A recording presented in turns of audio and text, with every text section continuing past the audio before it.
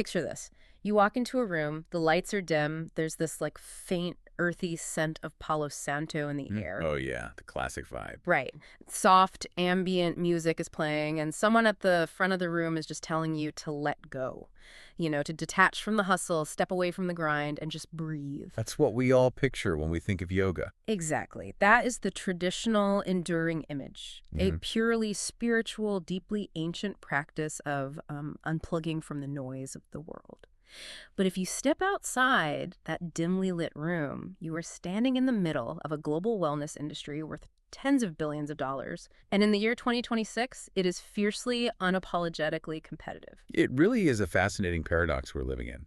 Yeah. Because you have this profound, historically rich tradition of, self-realization and physical discipline, and it's colliding head-on with modern capitalism, the digital marketing algorithms, and the very pressing reality of, well, making an actual living as a wellness professional. And that collision is the exact territory we're exploring today. For this deep dive, we're looking at a very specific, highly revealing stack of sources. We've got the complete syllabus, the curriculum details, and the actual business terms for the 300-hour advanced yoga teacher training at Kasa Yoga Studio. Yeah, that's down in North Miami Beach. Right. And our mission here is to uncover what the journey from a standard, competent instructor to an advanced master really looks like today. We want to understand how a practitioner bridges that massive gap between spiritual mastery and, real-world earning power. So, okay, let's unpack this. Well, to fully grasp the weight of this Kasa Yoga Studio curriculum, we need to do a little bit of quick industry math just regarding how yoga certification actually functions. Right, because it can be kind of confusing with all the numbers. Exactly. So the baseline, the entry-level credential that you see hanging on the wall of most instructors is the RYT 200. That stands for 200-hour training registered with Yoga Alliance. Which is like the standard. Yeah, the gold standard for starting out. But the program we're dissecting today is a 300-hour advanced training. Crucially, this is designed exclusively for someone who already holds that foundational 200-hour certification. Oh, I see. So it's not starting from scratch. Right. When a student completes this intense new 300-hour program, those hours combine. 200 plus 300 equals 500. So they elevate their status to an RYT 500, a 500-hour registered yoga teacher. Which is huge. In the wellness industry, making that jump is the ultimate professional leap. I was actually thinking about this leap while reading through the syllabus, just trying to understand why a teacher who is already certified, already leading classes would sacrifice another 300 hours of their life. And thousands of dollars. Yeah, exactly. And thousands of dollars for this. It seems to me when you take your basic 200-hour training, it's a bit like learning to play an instrument by reading sheet music. Okay, I like that comparison. Yeah. Right. So you know where your fingers are supposed to go, you know the basic tempo, and you can play the song for a room without hitting too many wrong notes. You know the poses. But this 300-hour advanced training, it reads like they're training you to be the conductor of the entire orchestra. Oh, absolutely. You aren't just playing the notes anymore. You have to read the energy of the room, adjust the tempo on the fly, and pull a unified experience out of 50 different people. It is moving way beyond just knowing where to put your feet. It's about commanding the space. Yeah, and the source documents from Kasa Yoga are incredibly explicit about that philosophical shift. Yeah. The promised outcome of this curriculum is not just achieving a deeper state of personal zen. Far from it. They state point blank that their goal is to make the instructor more valuable in a rapidly evolving industry. Their core mission statement argues that great teachers must succeed not only in the practice of yoga, but in the business of yoga. Which is a pretty bold thing for a yoga studio to just say out loud. It is. They're taking someone who is essentially a hobbyist or an entry-level practitioner and forging them into a professional leader in the wellness space. Which resonates so much if you look at the industry from the perspective of a consumer. Think about the last few yoga classes you attended. You've probably wondered why some instructors are perfectly nice, but their class just kind of, blends into the background of your week. Yeah, they're fine, but forgettable. Right. And then there are those magnetic instructors who run massive, sold-out international retreats. Their Tuesday morning classes are waitlisted weeks in advance. According to this curriculum, that difference is entirely engineered. It's not just natural charisma. Exactly. The program promises to elevate an instructor's teaching presence, refine their sequencing ability, and actually hand them the practical business skills to host and promote those high-level, real-world experiences. And if the goal is to forge that level of master conductor, the timeline they use to get there is, frankly, aggressive. Yeah, the schedule looked intense. It's a 9-week hybrid program starting on Monday, May 18th, 2026. And they're demanding a serious commitment. We're talking 15 to 20 hours a week from the cohort. That is basically a part-time job. It really is. And they structure those hours very deliberately to keep everyone moving in lockstep. Every Wednesday, a new online training module drops. That covers the technical learning, the practice assignments, and it requires video teaching submissions where the student receives direct feedback from a coach. And then the entire week builds towards Saturday. Because I noticed from 2:00 to 5:20 p.m. there is a mandatory live coaching and practice session. Right. And students can attend physically in studio in North Miami Beach or log in via Zoom if they're remote.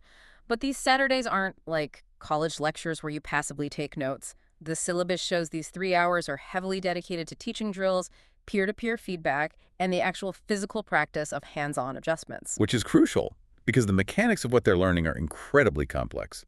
Kasa Yoga requires these trainees to learn and master hands-on physical adjustments for 50 specific yoga poses. Yeah. Wow. 50. 50. And the entire physical curriculum across these 9 weeks is built around a methodology called peak poses. Okay, here's where it gets really interesting for me.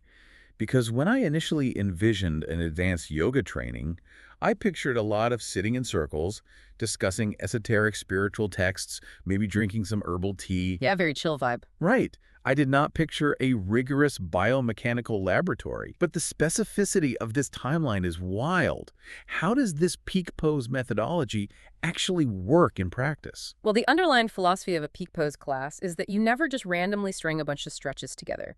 Instead, you design a 45 or 60-minute class that systematically, physically, and psychologically prepares the human body to achieve one incredibly complex, highly challenging posture by the very end of the session. So it's super intentional. It's architectural. If we look at the COSA timeline, weeks 1 and 2 act as the bridge training. They're basically breaking down your old habits. They review foundational poses and sun salutations, but more importantly, they standardize how you speak to a room using a 1-2-3 cueing system. I noticed that term in the syllabus. What exactly is a 1-2-3 cueing system? Well, in a lot of entry-level classes, an instructor might use a sort of gentle word salad to get you into a pose, like maybe try floating your hands up into the sky whenever you feel ready. Yeah, very flowy and soft. Right. But the 1-2-3 system strips all of that away for absolute clarity, especially in a crowded room. It standardizes the instruction into 3 beats: action, body part, direction. Action, body part, direction. Okay. Exactly. So inhale, reach your arms overhead, or exhale, plant your palms on the mat. It trains the 500-hour instructor to deliver surgical, precise cues so the students' brains don't have to work overtime decoding what the teacher wants. That makes total sense. You're clearing the cognitive load so the student can just focus on their body, and you would absolutely need that level of surgical precision once you hit week 3 of this training. Oh, for sure. That's when things get real. Yeah, that is when the true peak pose breakdowns begin. Week 3 focuses entirely on Hanumanasana, which is monkey pose. And for anyone unfamiliar, that is essentially a full front-to-back split on the floor. And from there, the complexity ramps up almost vertically. Week 4 targets Natarasasan, the king dancer pose, which requires massive back flexibility and single leg balance. Just looking at a picture of that one hurts my back. Right. Then week 5 gets into intense asymmetrical balancing with Ikapada Galavasana, or the flying pigeon. Week 6 tackles deep inversions and arm balances with the compass or sundial pose. And finally, week 7 culminates with the baby grasshopper pose. I mean, just the name baby grasshopper sounds intimidating. And this gets to the core of what makes a 300-hour training so different from a 200-hour. Because the goal of week 7 isn't to make sure the teacher can physically perform a baby grasshopper. No, not at all. The syllabus is grading their ability to biomechanically break it down so someone else can do it safely. Think about the cause and effect there. To get a room full of people with different body types into a deep, twisting arm balance like baby grasshopper, you can't just demonstrate it and say, good luck. Which is how a lot of bad classes go, Ah, unfortunately. exactly. You have to spend the first 30 minutes of the class sequencing specific hip openers, warming up the wrists, twisting the spine, and practically psychologically convincing the students to trust their own arm strength. You are building the scaffolding for the pose, step by step. Which leads directly to the tangible deliverables of this program. Because by the end of these 9 weeks, Kasa Yoga requires students to produce incredibly high-level professional assets. Yeah, the homework is pretty intense. The trainees must write a fully scripted 45-minute peak pose class. They have to develop a complete 90-minute masterclass. Right. And perhaps most surprisingly, they're required to build a comprehensive 14-day online yoga challenge. Okay, that 14-day online challenge requirement gave me the biggest double take while reading these sources. Really? How so? Because building a 14-day challenge isn't about teaching yoga. It's about content creation. It's about audience retention, digital product delivery, and marketing. It completely rips the trainee out of the Zen studio and throws them into the modern creator economy. It is a major pivot in the curriculum, yeah. Yeah. But it seamlessly transitions the student into the business modules. Because, I mean, you can have the most biomechanically perfect flying pigeon sequence in the world, but if you don't know how to market it, you'll be teaching to an empty room. Which is every teacher's nightmare. Exactly. And this brings us to the bonuses included in the $4,999 tuition. Kasa Yoga includes 2 complimentary mini-courses, and the first one is a 5-hour module called Intro to AI for the Modern Yoga Instructor. Valued at $279, right? That's right. I have to push back on this a little because this feels like a fundamental clash of values to me. Yoga is, by its very definition, the antidote to our screen-addicted, hyper-optimized lives. Sure, it's about disconnecting. Right. It's about grounding yourself in your physical body and your breath. So the idea of an advanced yoga training featuring an entire module dedicated to artificial intelligence feels incredibly jarring. AI and ancient asanas. How do they justify blending those two worlds? What's fascinating here is how pragmatically Kasa Yoga views the mechanics of running a modern wellness business. This module explicitly teaches students how to use AI ethically as a supportive tool for the back end of their business. So not for the yoga itself.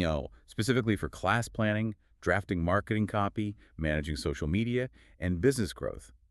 They recognize that an independent yoga instructor is essentially a solo entrepreneur.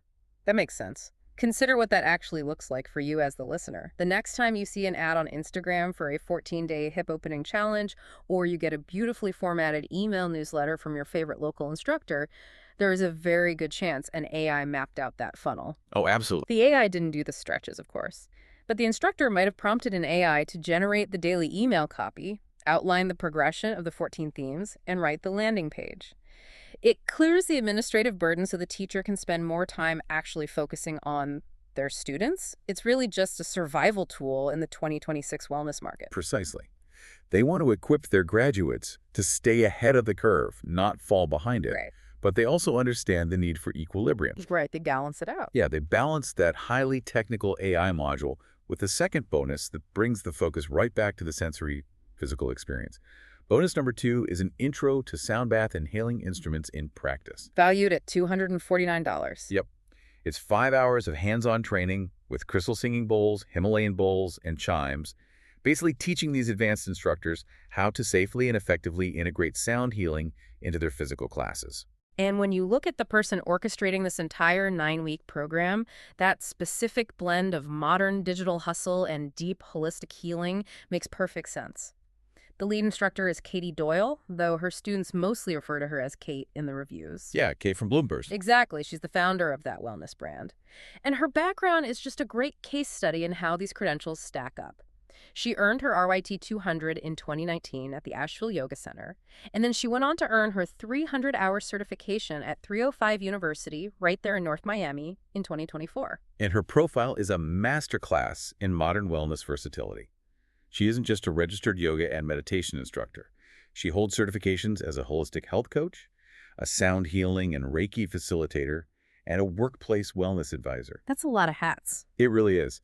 Notably, she's also recognized as South Florida's only certified mindful outdoor guide. Okay, that title alone sounds fantastic. Mindful Outdoor Guide. And reading through the dozens of source reviews for Kasa Yoga, it's clear this isn't just clever marketing copy. Her students genuinely adore her hybrid approach. Yeah, the reviews are glowing. There is a review from a student named Air Kramer who reminisces about doing yoga in the rain with Kate, specifically pointing out how sweet and remarkably patient she was with modifying changing movements.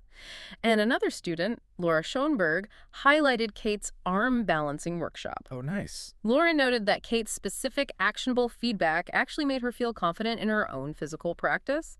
Kate clearly knows how to build the scaffolding for her students physically and emotionally. Well, she is going to need every ounce of that expertise to evaluate her trainees because the final exam for this 9-week program is essentially a crucible. Oof, yeah. After 2 months of learning 1, 2, 3 cueing, dissecting peak poses, and generating AI marketing funnels, the students face a very public trial by fire. Let's talk about that crucible, because Kasa Yoga doesn't just hand you a multiple choice anatomy test in a quiet back room and print your certificate. Oh, far from it. The program culminates on the weekend of July 18th and 19th, 2026, with a live, hybrid yoga festival. A literal festival. They have to throw an event. Yes. The trainees are required to actively co-host this public event. Think about the logistics involved here. They must lead a hybrid class, which means they are tasked with managing the physical safety and energy of the students in the room with them, while simultaneously monitoring and engaging an online audience through a Zoom grid. That sounds incredibly stressful. And the ultimate deliverable. They must step up and teach the 90-minute masterclass that they have spent the entire summer developing, scripting, and marketing. You have to build the product from scratch, market the product using the business tools you learned, and then deliver the product flawlessly, live to the public across 2 different mediums at the same time. Yep. That is an incredibly high bar. And speaking of high bars, we need to address the financial realities of this syllabus, because leveling up to this master tier requires a massive investment. It's not cheap. The baseline, regular tuition for this 9-week advanced program is $4,999. Basically $5,000. Now, if a student plans ahead, there is a tiered pricing structure. If they manage to enroll before the first early bird deadline on April 18th, 2026, the tuition drops down to $4,500. Okay, that helps a little. And our sources also flag a specific promo code YTT300 that takes an additional $499 off the price before that April 18th cutoff. So a highly organized student can get the cost down closer to $4,000. But regardless of the discounts, we are talking about a multi-$1,000 commitment. Which brings us to a section of the syllabus that is perhaps the most revealing of all, the waiver agreement and the refund policy. The strictness of their fine print tells you exactly how Kasa Yoga views this relationship. Oh, the fine print is absolutely ironclad. I was reading through these terms, and they do not mess around. No, they don't. The refund window is shockingly narrow. A student has exactly 5 calendar days from the date of their initial payment to request a refund. 5 days. Right, but that is heavily conditional. You only get your money back if you have not accessed any of the online course materials, attended any live sessions, or received any proprietary content.